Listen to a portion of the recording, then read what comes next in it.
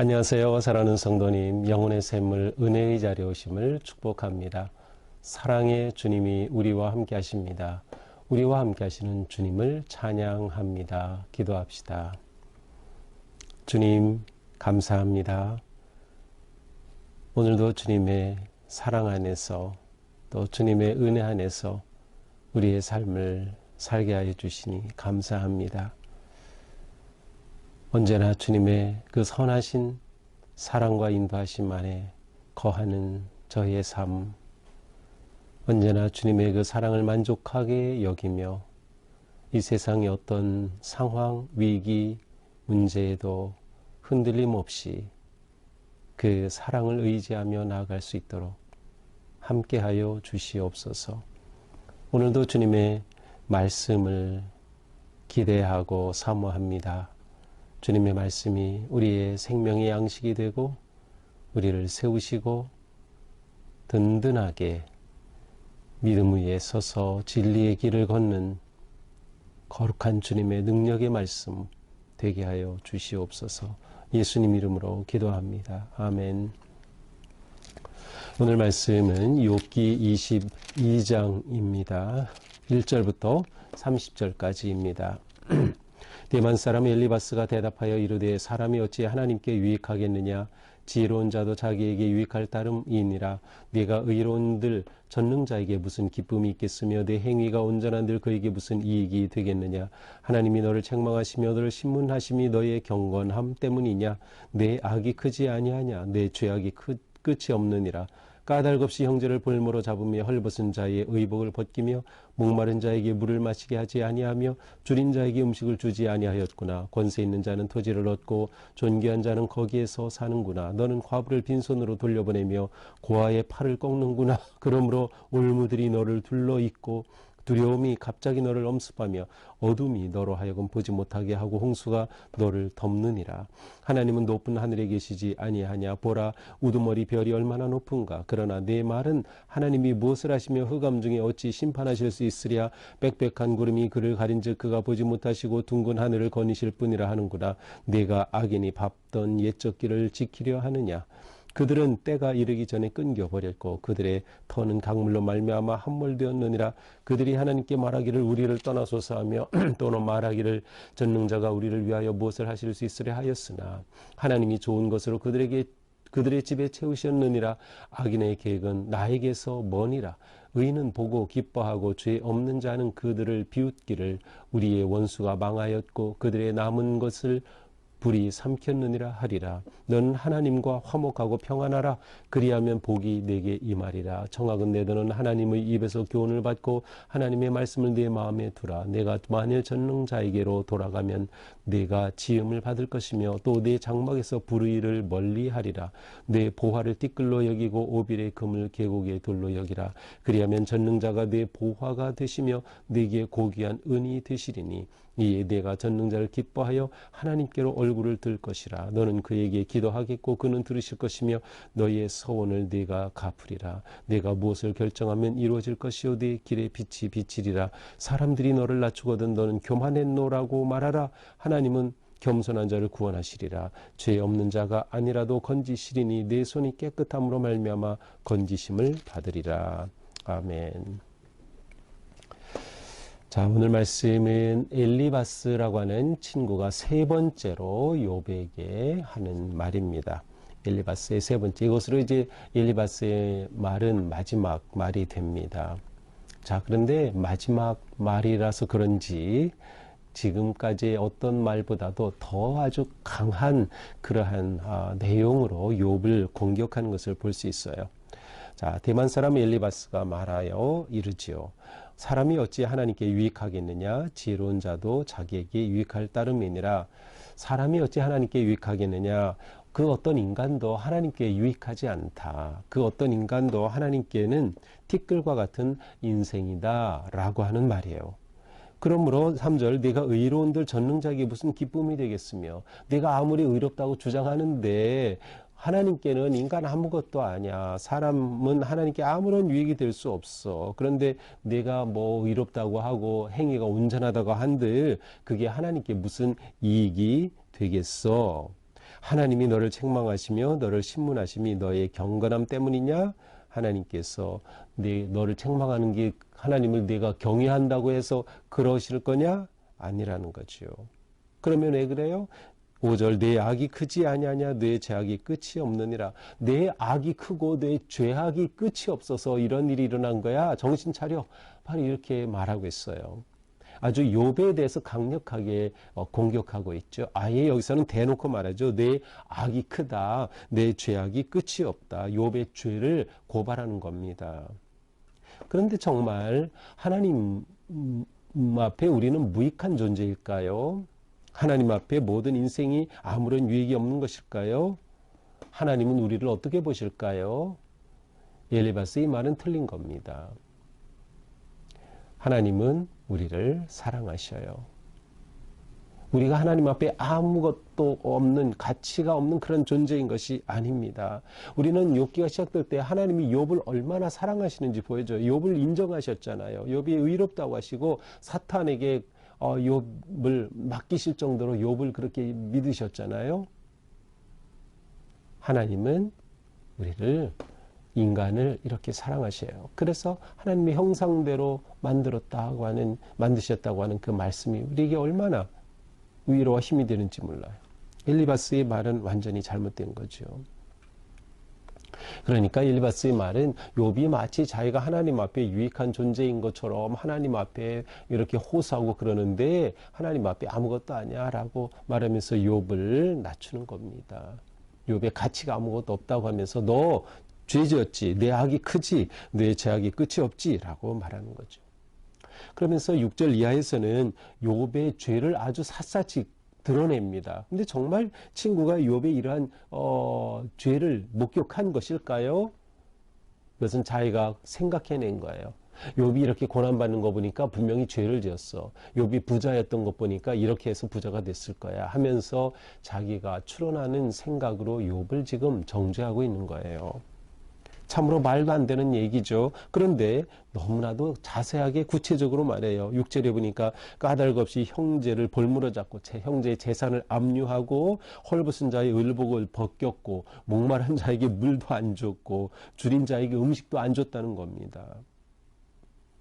또 8절에 보니까 권세를 이용해서 땅을 차지했다는 거예요. 그리고 지위를 이용해서 그 좋은 금싸라기 땅에 살고 있다는 거예요.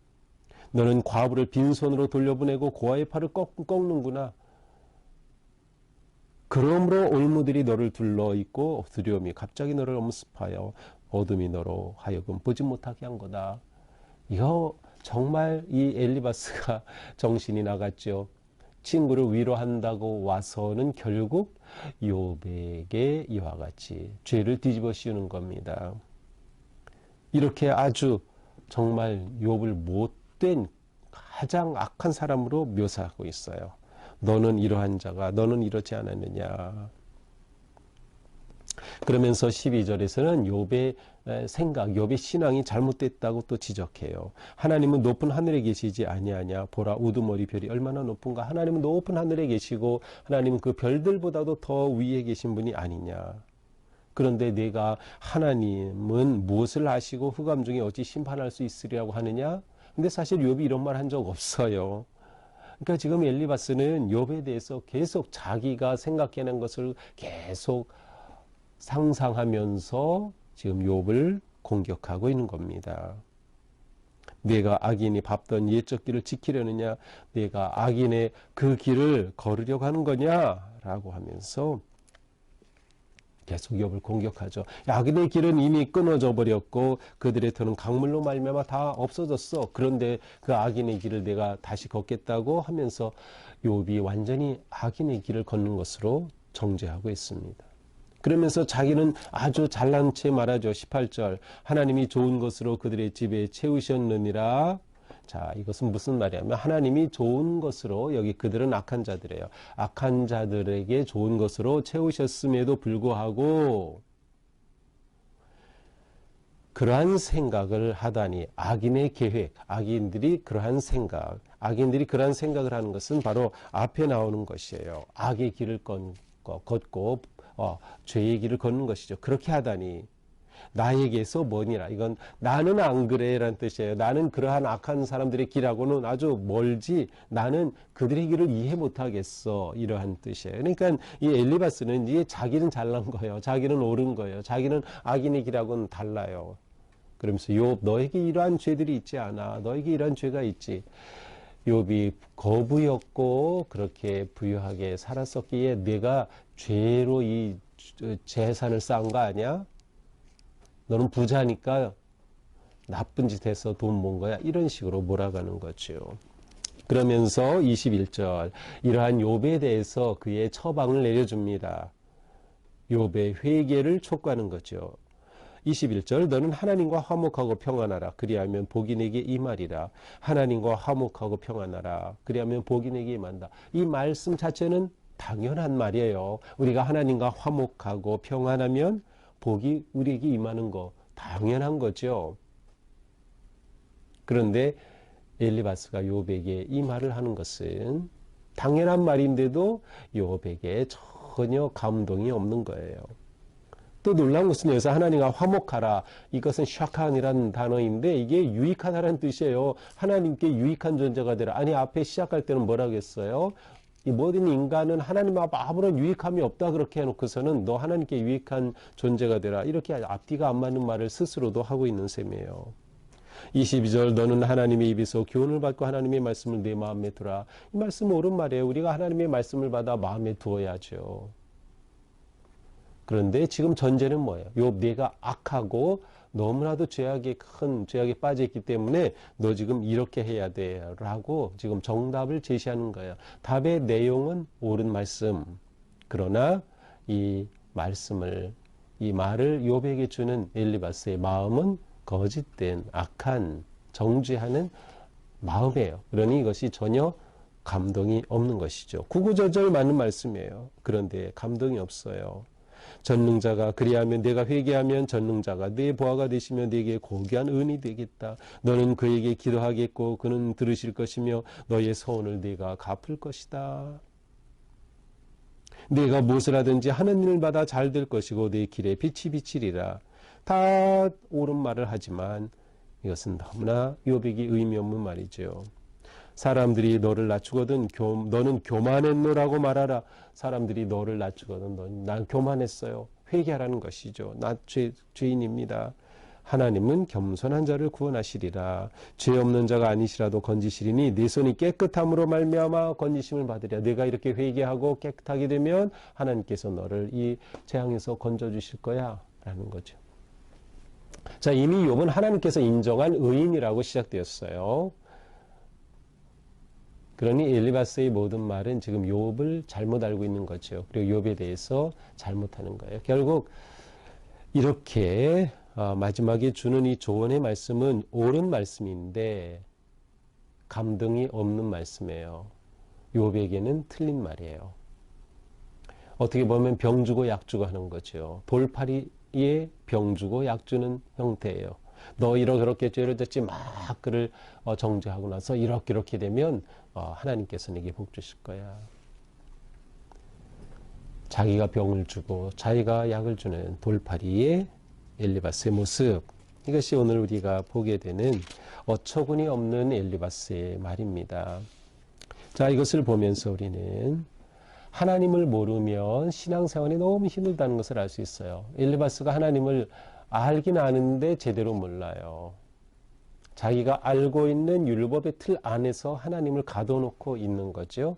그러니 너무나도 힘든 겁니다. 욥의 이 문제를 보면서 그냥 위로해주고 함께해주고 하나님이 너를 사랑하고 계셔, 너를 품고 계셔 한마디만 해줘도 되는데 그는 전혀 아무런 욥에게 정말로 욥에게 유익함이 없는 그런 친구가 되고 말았어요. 하나님을 바로 알아야죠. 하나님은 정말 우리 인생을 아무런 유익함이 없는 존재로 보시나요? 절대로 그렇지 않아요. 하나님과 우리는 무관하지 않다. 하나님은 크시고 우리는 작기 때문에 하나님이 우리를 멸시하시고 티끌처럼 여기시나요? 절대로 그렇지 않죠. 우리는 알아요. 말씀을 통해서 그리고 우리의 체험을 통해 하나님은 사랑이시다. 우리가 이 하나님을 알게 되면 우리의 신앙생활이 행복해지고 복된 길이 될 수 있어요. 그러나 이 하나님을 모르고 하나님이 크시다는 것만, 하나님은 의로우셔서 정죄하시고 심판하신다는 것만 알면, 율법적 교훈, 지혜에 사로잡히면 신앙생활이 너무나도 힘든 거예요. 기쁨이 없는 거죠. 우리는 하나님은 사랑이시다, 하나님은 우리를 기뻐하신다 하는 것을 우리는 기억해야 합니다. 우리 이러한 확실한 믿음이 있을 때 세상이 우리를 이렇게 정죄해도 우리는 그 앞에서 당당할 수가 있는 것이죠. 하나님은 우리가 유익해서가 아니라 우리를 사랑하셔서 아들 예수님을 보내주시고 복음의 생명을 우리에게 주신 것이에요. 우리는 이것을 기억해야죠. 하나님은 의인과 응보의 틀에 갇히신 분이 아닙니다. 그 모든 것보다 뛰어나신 하나님, 그리고 하나님은 우리가 생각할 때 이러니까 이렇게 벌 주시고 우리를 무가치하게 여기시고 것이 아니라 그것보다 크신 하나님, 우리는 그 하나님을 다 알 수가 없는 거죠.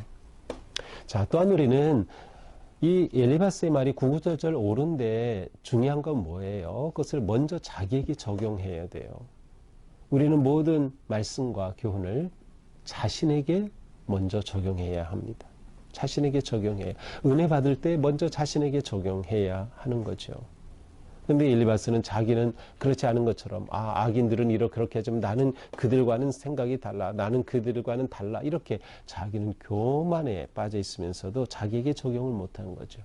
그래서 우리는 항상 말씀과 또 깨달음의 은혜를 먼저 나에게 적용해야 한다. 그때 우리는 언제나 겸손하고 정말 엘리바스의 말의 내용, 바른 내용 것처럼 하나님의 겸손한 자를 구원하시는 은혜를 입을 수 있게 되는 것이죠. 정죄는 교만일 뿐입니다. 엘리바스는 욥을 정죄함으로 자기가 의로운 듯 말했지만 정죄하는 것 자체가 교만인 거죠. 그래서 우리는 어떤 경우에도 남을 정죄하진 말아야 돼요. 그 대신 그를 위해 기도해주고 충고는 할 수 있겠죠. 조언도 할 수 있겠죠. 하지만 정죄하지는 말자.